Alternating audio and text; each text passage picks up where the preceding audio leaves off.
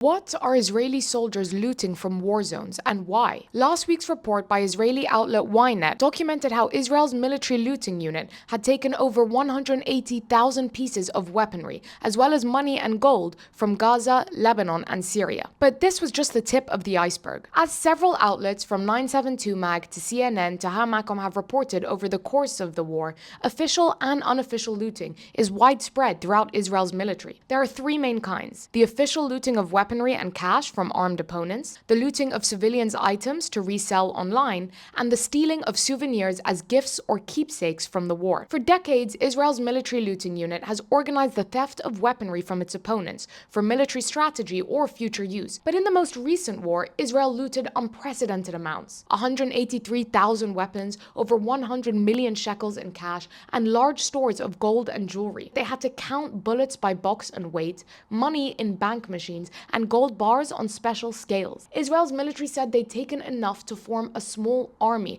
as soldiers complained the weight broke their back. But looting isn't limited to official military purposes. The desire for revenge after the 7th of October, the mass destruction of Gaza's civilian infrastructure, and the lack of discipline from Israel's military command or the international community meant soldiers felt free to take what they wanted. Not just rogue actors, but whole battalions. Even senior sergeants would use supply trucks to carry back furniture stolen from Palestinians' homes in Gaza. Others would distribute stolen Qur'ans to whoever wanted one. Some items were taken for profit: jewelry, antique kitchenware, electronics like laptops or phones, and even large appliances like motorcycles and vacuum cleaners. One soldier was seen trying to tie an e-bicycle to a tank to carry it back from Gaza. These items would then be sold on Facebook Marketplace, Telegram, and other private social media groups. But others were kept as personal souvenirs from the war or gifts to bring back to loved ones. Soldiers ransacked entire homes to bring back prayer beads and mats. They also uploaded videos of themselves playing stolen guitars,